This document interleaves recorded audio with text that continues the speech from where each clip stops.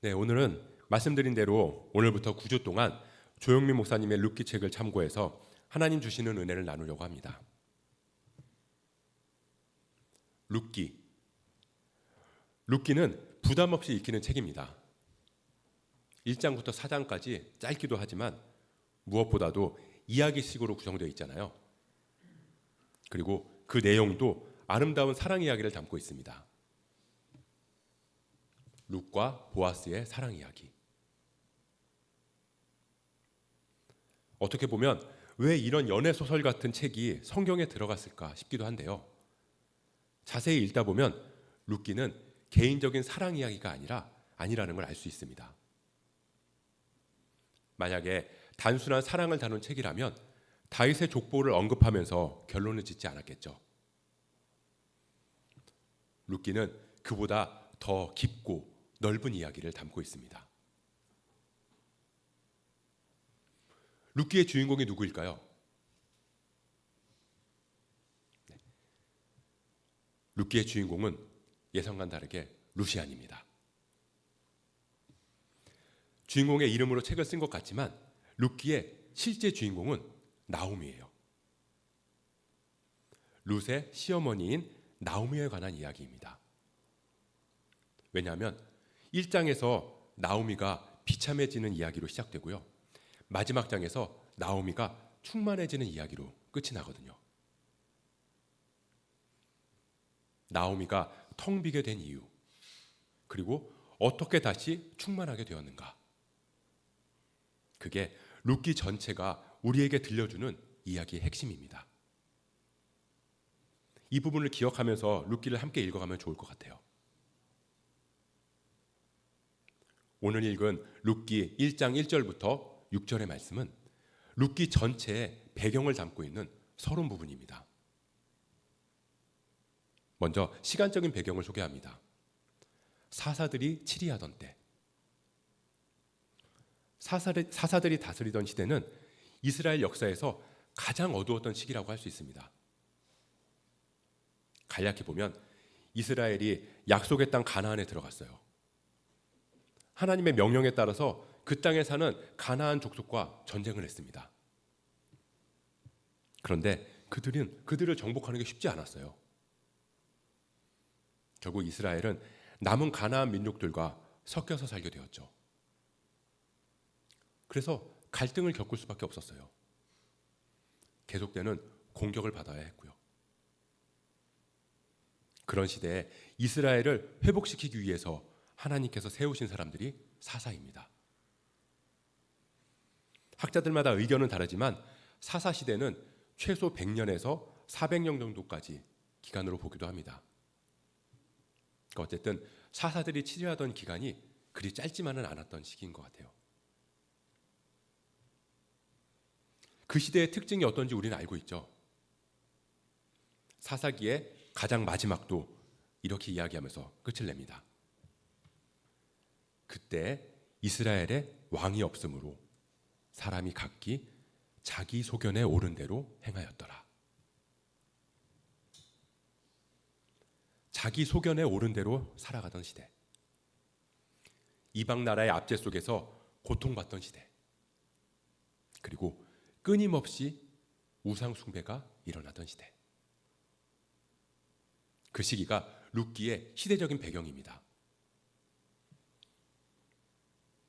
그럼 이제 장소적인 배경을 살펴볼게요. 유다 베들레헴. 베들레헴은 예루살렘에서 약 4km 정도 떨어진 그런 동네입니다. 이 작은 마을에서 일어난 아주 작은 사건. 한 집안이 다른 곳으로 이주해가는 사건으로 이야기가 시작됩니다. 내용을 간단히 정리하면 엘리멜렉이라고 하는 사람이 있었어요. 근데 그 사람이 살고 있던 베들레헴에 큰 흉년이 들었습니다. 그래서 아내인 나오미와 두 아들 말론과 기론을 데리고 이주하게 돼요.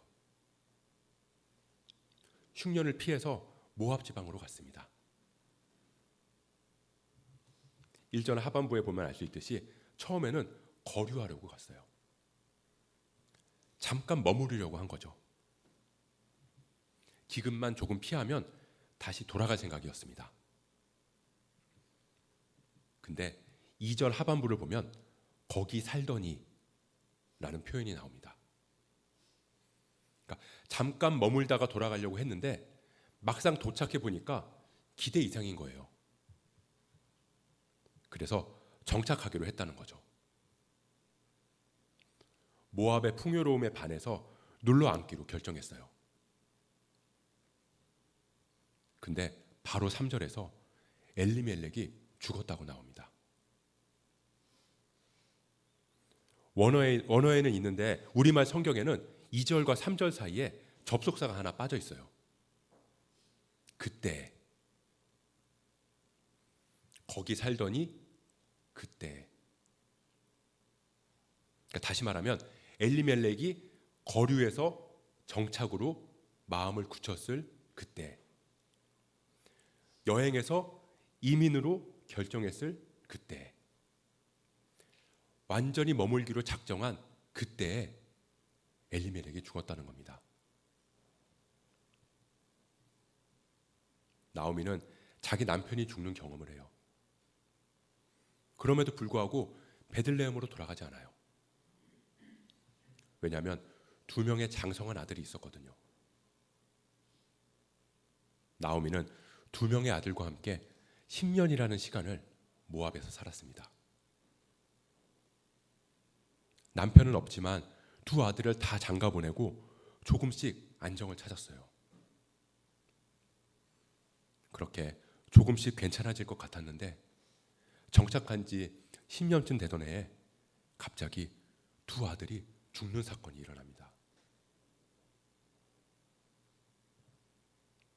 이제 나오미는 2명의 며느리 외에는 아무것도 남지 않았어요. 가지고 갔던 재산도 다 떨어졌고요. 가진 것 하나 없는 가난한 여인이 되었습니다. 그런 나오미의 귀에 베들레헴의 소문이 들려와요. 거기 풍년이 들었다고 말이죠. 그 소식을 들은 나오미는 고향으로 돌아가겠다고 결심합니다. 여기까지가 오늘 본문인 1절부터 6절의 내용이에요. 10년이라는 시간이 지났어요. 이 시간 동안 멀리 모압 땅에 와서 성공해서 돌아가는 게 아니라 남편 죽고 2 아들 죽고 재산도 다 사라져버린 이 여인. 10년 만에 다시 고향으로 돌아갈 때 이 여인의 마음이 어땠을까요? 나오미의 입장이 돼서 조금 그 마음을, 그 심정을 헤아려보면 좋을 것 같아요. 나오미의 마음. 아마 이런 마음이 아니었을까 싶습니다. 제가 나오미가 돼서 그 마음을 한번, 그 심정을 한번 말해볼게요. 고향에 심한 가뭄이 왔습니다. 남편이 이런저런 고민을 하더니 항상 물이 있는 요단 동편 모압으로 가자고 하네요. 이방인들이 사는 곳이라 마음이 좀 그렇긴 했지만 남편이 고민하고 결정한 것이니 받아들이기로 했어요. 잠깐 배고픔만 좀 피하는 거니까 그리 큰 잘못도 아닌 것 같았거든요. 그렇게 모압에 도착했어요. 근데 와보니까 생각보다 괜찮았어요. 베들레헴보다 여러모로 환경이 더 좋았거든요. 그래서 남편은 여기 정착하기로 결심했어요. 근데 바로 그때 남편이 이유도 모른 채 세상을 떠났어요. 마음이 찢어졌어요. 세상이 무너져 내리는 것 같았지만 저를 바라보는 2 아이의 눈을 보고 있자니 그대로 주저앉아 있을 수만은 없었어요. 아이들을 바라보고 10년을 살았습니다. 서럽고 눈물 나는 일들도 많았지만 그 사이 아이들은 잘 자라줬고 얼마 전에 2 아들 모두 장가를 보냈어요. 며느리들이 이방인이라는 게 조금은 부담스러웠지만 2 아이 다 너무나 착했고 살림도 잘했어요. 이제 조금씩 평안함이 찾아오기 시작했습니다. 그렇게 10년쯤 되던 어느 날 내 아들들, 남편의 빈자리를 채워주던 내 생명보다 귀한 자식들이 시름시름 앓는 거예요. 그러더니 약속이나 한 듯 둘 다 한 해에 하늘나라로 갔습니다. 내 모든 소망, 내 모든 기대, 이제 난 아무것도 남지 않았어요. 남편과 아이들을 빼앗겨버린 이 모든 상황이 나를 너무 고통스럽게 해요. 이제 이 땅을 떠나려고 합니다. 모압이 너무나 싫어요. 베들레헴에 풍년이 들었다고 하니 거기 가면 굶지는 않겠죠. 난 가득히 가지고 이 땅으로 이주해 왔는데 그때는 사랑하는 남편, 믿음직한 아들들이 있었는데 이제는 아무것도 없어요. 돌아가도 누구 하나 돌아봐 주지 않고 환영해 주지도 않겠지만 그래도 그곳으로 돌아가려고 합니다. 고향에 가서 거기 묻히는 게 마지막 소원이에요. 나오미의 마음이 조금 느껴지시나요? 사랑하는 남편이 이주해서 가자마자 죽었고 10년 동안 자기를 지켜주며 함께하던 아들들이 그렇게 거기서 죽었습니다. 풍성하게 가지고 나갔어요. 살아보겠다고 다 팔아가지고 들고 나갔어요. 근데 돌아올 때는 아무것도 없이 그냥 10년이라는 세월을 허비한 채 텅 빈 채 돌아온 사람, 그게 나오미였어요. 왜 나오미가 이렇게 비참해졌을까요? 하나님은 왜 나오미에게 이런 고통을 주신 걸까요? 이 본문에 대한 가장 일반적인 해석은 엘리멜렉이 약속의 땅, 언약의 땅을 떠났기 때문에 저주와 심판을 당했다입니다. 이스라엘은 하나님과 언약을 맺은 특별한 나라예요. 그래서 아브라함이 가나안을 떠나면 안 됐던 것처럼, 이삭이 가나안을 떠나면 안 됐던 것처럼, 그렇게 엘리멜렉도 이 약속의 땅을 떠나면 안 됐다는 거죠. 그건 죄라는 겁니다. 엘리멜렉은 믿음으로 그 땅에서 버텨야 했어요. 아무리 힘들고 어려워도 거기서 견디면서 참고 기다려야 했는데 약속의 땅을 떠난 거죠. 그래서 하나님은 그를 저주하셔서 죽이신 거예요.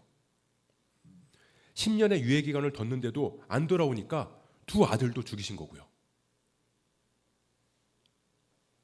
이게 많은 신학자와 목회자들이 해석하는 일반적인 내용입니다. 근데 정말로 룻기가 하나님의 진노로 몰락한 한 가정의 이야기일까요?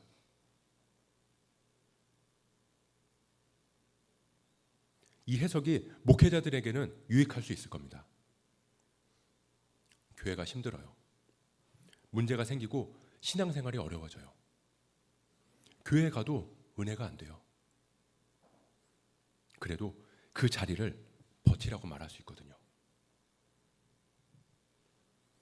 아무리 네가 여기서 못 먹어도, 아무리 네가 여기서 공급받는 게 없어도 차라리 교회를 떠나는 게 내 신앙에 유익하다고 느껴지더라도 너는 약속의 땅을 지켜야 한다. 하나님과 맺은 언약, 그 약속의 땅을 지키지 않으면 넌 망할 거야.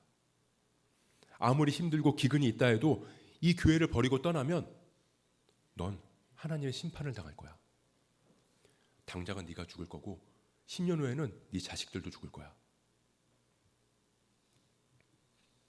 이 본문을 근거로 실제로 이렇게 말하는 목회자들도 있습니다. 근데 정말 그런가요? 정말로 엘리멜렉이 약속의 땅을 떠났기 때문에 죽은 걸까요?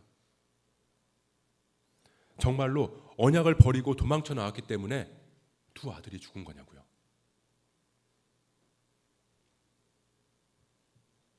교회에 은혜가 없어요. 하나님의 사랑이 느껴지지도 않고요. 예배는 공허하고 기도는 허공을 맴돌아요. 찬양은 노래자랑처럼 들려요. 그래도 거기가 주님이 맡기신 자리니까 그 교회를 끝까지 지켜라. 뭐 저는 어떻게든 버틸 수 있다고 쳐요. 근데 우리 애들이 영적으로 점점 메말라가고 피폐해져 가는 걸 보면서 거기가 약속의 땅이라고 그래도 거길 지킬 수 있을까요? 엘리멜렉이 문제였다. 본문은 또 다른 문제, 진짜 근원적인 문제를 말씀하고 있습니다. 그 땅에 흉년이 드니라. 흉년이 찾아왔대요. 기근이 임했다는 거죠. 본문에 흉년, 기근으로 쓰인 원어의 단어는 성경 전체에 기록된 기근, 굶주림을 표현하는 단어들 중에서 가장 강한 표현입니다. 그러니까 먹을 게 조금 부족한 정도가 아니라 절대적인 기근의 상태, 처절한 굶주림이 그 땅에 왔다는 거예요. 저는 기근을 경험해 본 적이 없어요. 예전에 보릿고개가 있었고 굶주리던 시대가 있었다는 얘기는 들었지만 제가 그 상태가 어떤지 실감이 나지 않아요. 우리 대부분은 기근이 뭔지 잘 몰라요. 오늘날에도 먹을 게 없어서 힘들어하는 아프리카나 북한의 사람들의 사진으로밖에는 우리가 알 수 있는 방법이 없어요. 아무리 찾고 또 찾아도 먹을 게 아무것도 보이지 않는 상태. 뜯어먹을 풀조차 없어서 흙을 물에 개워서 먹는 아이들. 그렇게 굶주림으로 사람들이 죽어가는 땅. 그게 기근이에요. 정말 약속의 땅이긴 한데 거기가 기근이라면 아무리 찾아도 쌀 한 톨도 찾을 수 없는 그런 상황에 처한다면 그때도 믿음을 가지고 그 땅에서 견디고 버틸 수 있을까요? 다른 나라 이야기가 아니라 지금 이 땅에서 일어난 내 얘기라고 생각해 보자고요. 나는 어떻게든 견딜 수 있겠죠. 그렇게 죽더라도 이 땅을 지키겠다고 할지 모르겠어요. 근데 우리 애들이, 자식들이 있는데 점점 메말라가면서 굶주려 가는 걸 보면서도 그때도 여기가 언약의 땅이기 때문에 그 약속을 붙들고 끝까지 견딜 만한 믿음이 우리 안에 있겠냐는 말이죠.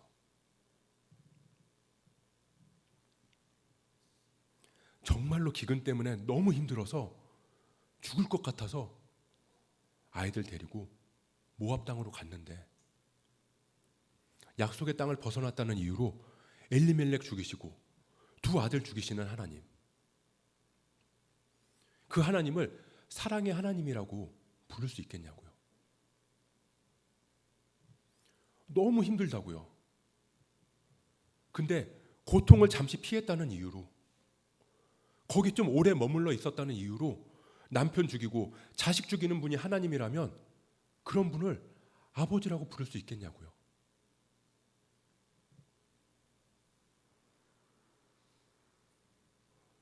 이 본문에 대한 일반적인 해석이 성경적으로 맞다고 해도 그 안에 하나님의 마음은 느껴지지가 않아요. 다시 말하면 엘리멜렉이 약속의 땅을 떠난 게 핵심이 아니라는 거예요. 문제는 엘리멜렉한테 있는 것도 아니고 나오미한테 있는 것도 아니에요. 문제의 중심은 이 사람들이 그곳을 떠나게 만든 베들레헴에 있다는 거죠. 하나님은 이스라엘을 제사장 나라로 택했습니다. 그리고 예수님이 오신 후에는 그리스도를 믿는 성도들을 교회로 세우셨어요.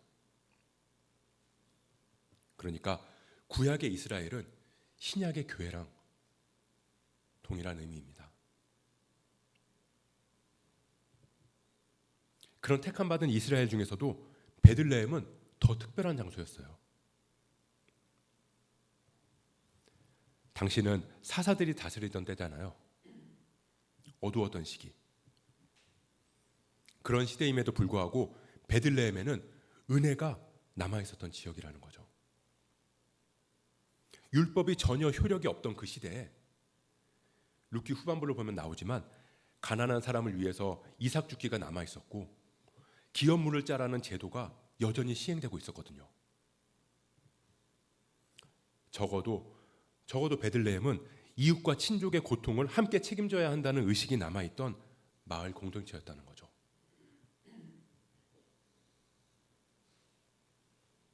이스라엘 가운데 가장 신실한 사람들이 모여있던 곳, 베들레헴.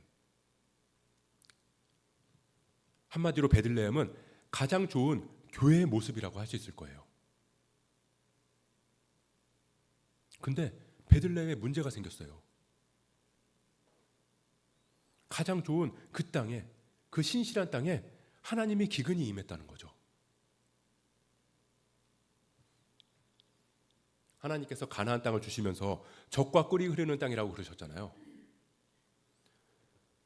제대로 된 강 하나 없는 그곳이 젖과 꿀이 흐르는 땅이 될 수 있었던 건 하나님께서 때를 따라 내려주시는 이른 비와 늦은 비가 있었기 때문이에요. 그러니까 전적으로 하나님의 은혜만을 의지해서 살아가야 하는 땅이었다는 거죠.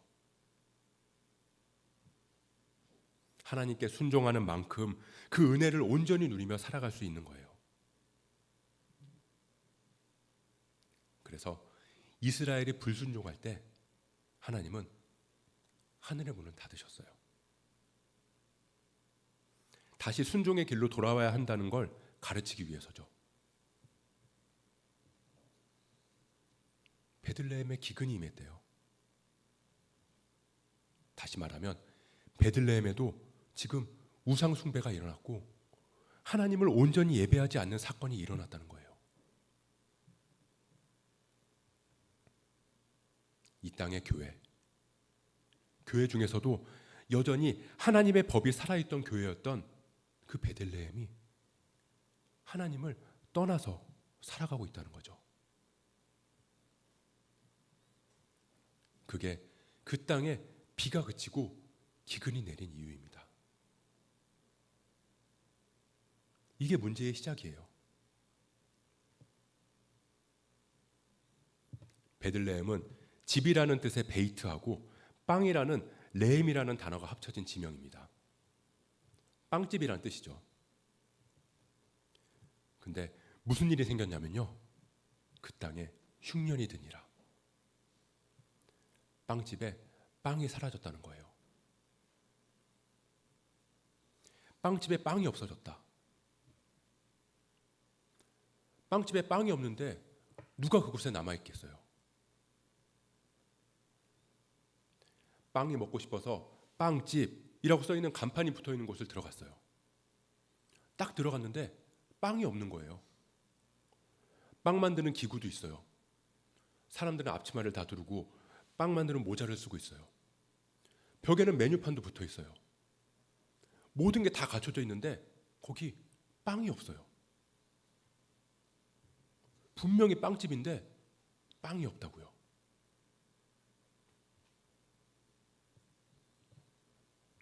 성경 어디에도 엘리멜렉이나 그 아들들이 죄를 지었다고 말하고 있지 않아요. 그냥 살기 위해서 최선의 선택을 한 것뿐이에요. 왜냐하면 빵집에 당연히 있어야 할 빵이 없었거든요. 하나님은 거기에 사람들이 머물러 있을 수 없다는 걸 다 아셨어요. 그러니까 진짜 문제는 빵집에 빵이 없다는 겁니다.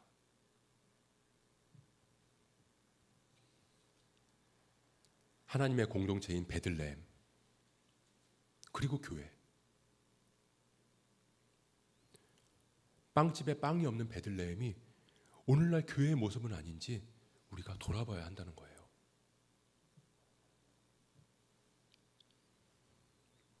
매년 기독교 인구수가 줄어든다고 하죠. 교회에는 더 이상 청소년 청년들이 없어요. 왜 사람들이 교회를 떠날까요? 왜 청소년 청년들은 교회에 남아있지 않을까요? 그 사람들이 약해서, 믿음이 성숙하지 못해서, 참된 신앙이 뭔지 몰라서. 물론 그럴 수도 있죠. 근데 그보다 더 중요한 본질이 있다는 겁니다. 사람들이 떠날 수밖에 없는 근본적인 이유. 사람들의 죄나 실수나 약함이 문제가 아니라 이 땅에 있는 교회가 문제일 수 있다는 거예요. 지금 교회 안에 먹을 게 있냐고요. 빵집 간판을 걸어놓고 있어요. 빵 냄새도 풍기죠. 가끔씩은 이런 빵이 있다, 저런 빵이 있다 그러면서 전단지도 나눠줘요. 근데 실제로 빵을 먹으러 오면 거기 빵이 없어요. 그게 가장 큰 문제라는 거예요. 빵집에 있어야 하는 빵. 지금 잃어버린 빵은 뭘 의미할까요? 말씀을 한번 찾아보겠습니다. 민수기 4장 7절 말씀. 진설병의 상에 청색 보자기를 펴고 대접들과 숟가락들과 주발들과 붓는 잔들을 그 위에 두고 또 항상 진설하는 떡을 그 위에 두고. 이스라엘 성막 안에는 12지파의 수만큼 12개의 떡을 올려놨습니다. 그걸 진설병이라고 불렀는데요. 원어를 그대로 번역하면 얼굴의 빵, 의역하면 앞에 있는 빵이라는 뜻입니다. 그러니까 하나님 앞에서라는 의미를 가진 빵이에요. 하나님의 임재를 상징한다는 거죠. 진설병이 없는 성막, 그건 이스라엘에 하나님의 임재가 없다는 뜻이었어요. 베들레헴에 빵이 없다는 건 성막에서 하나님의 얼굴을 뵐 수 없다는 뜻이고, 오늘날 교회에서 하나님의 임재를 경험할 수 없다는 뜻입니다. 이번엔 요한복음을 찾아보겠습니다. 요한복음 6장 35절 말씀.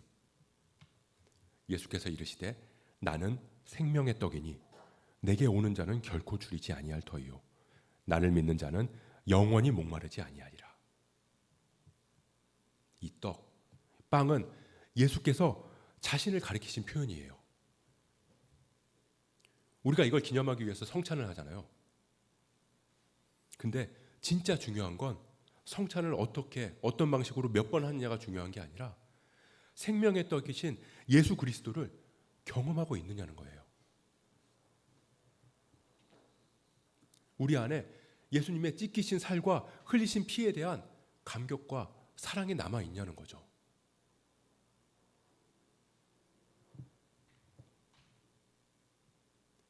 하나님의 임재가 떠난 교회, 그리스도가 거하지 않는 교회.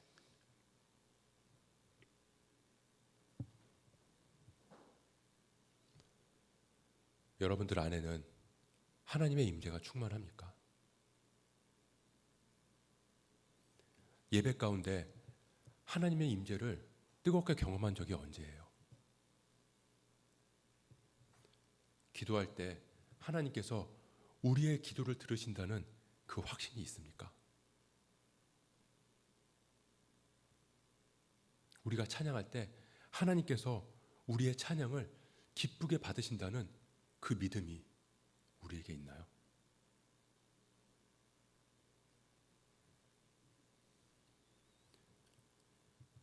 우리 안에 하나님이 기뻐하시는 떡, 진설병에 남아 있으니까 우리 안에 그리스도의 몸, 그 생명의 떡이 남아 있나요? 교회에 배고픈 사람에게 전해줄 빵이 남아 있냐고요.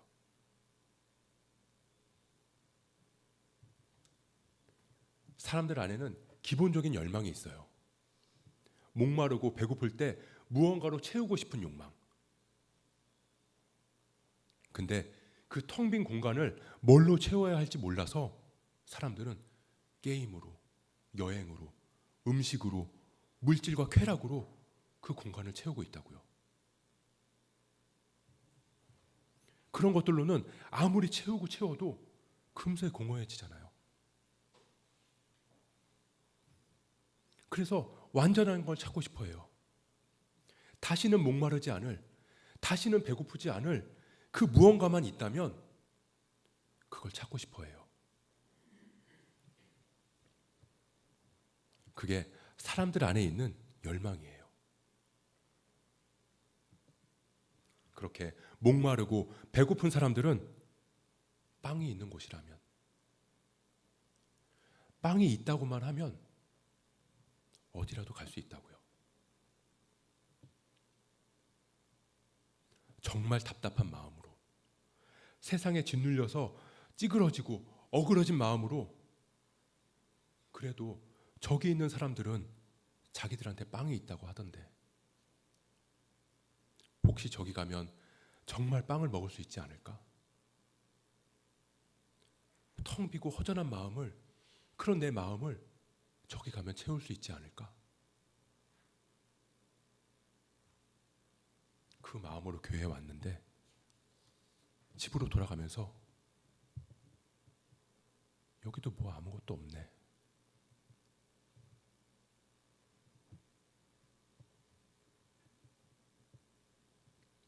우리는 뭘 구하고 있습니까?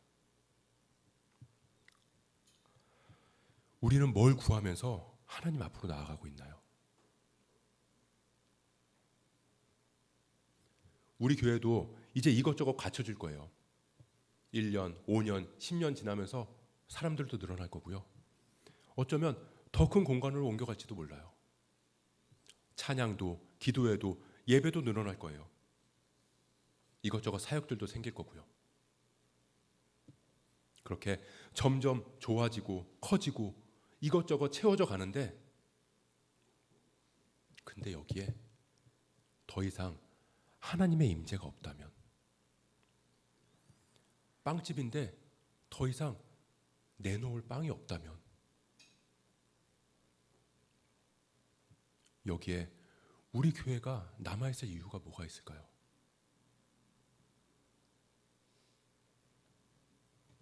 빵 냄새는 날지 몰라요.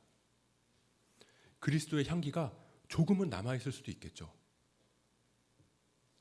근데 그런 냄새만으로는 결코 배고픔을 채울 수가 없어요. 사람들이 몰려와도 금세 떠나가 버린다고요.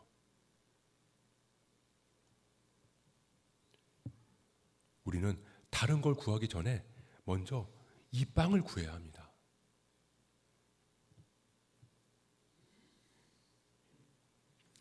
그럼 빵집에 빵이 돌아오면 어떻게 될까요? 6절을 보면 나오미가 이렇게 얘기합니다. 남편도 두 아들도 다 떠나보낸 그 나오미에게 들려온 소문.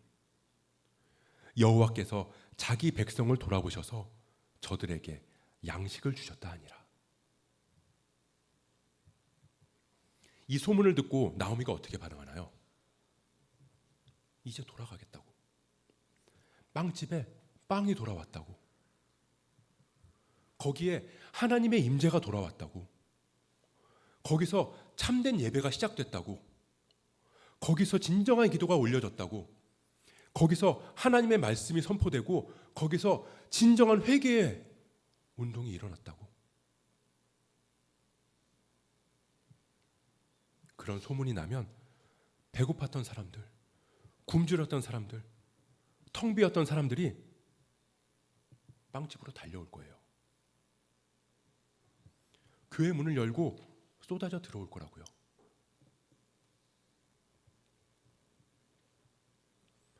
빵집에 빵이 돌아오면 다른 건 아무것도 없어도 돼요. 교회가 얼마나 큰지, 얼마나 편의시설이 잘 되어 있는지, 얼마나 찬양이 화려한지, 교회 학교가 얼마나 잘 되어 있는지 그런 걸 물어보는 사람은 하나도 없을 거예요. 왜요? 빵집에 빵이 가득하거든요. 빵집에 빵이 가득해서 내 허기진 배를 채워줄 수 있는데 세련된 인테리어나 화려한 조명이 무슨 상관이 있냐고요. 아무것도 먹을 것이 없어도 빵집에 먹을 수 있는 빵이 가득하다면 사람들이 주께로 돌아와서 이 생명의 빵을 먹고 다 살아날 거라고요.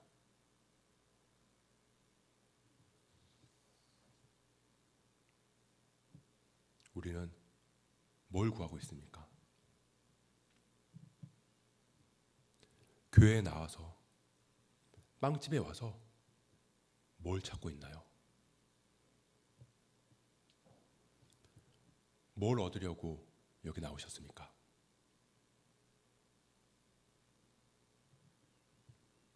우리가 진짜 구해야 할 건 이 빵이에요. 하나님의 임재, 그리스도의 생명, 빵 냄새가 아니라 진짜 빵을 구하자고요.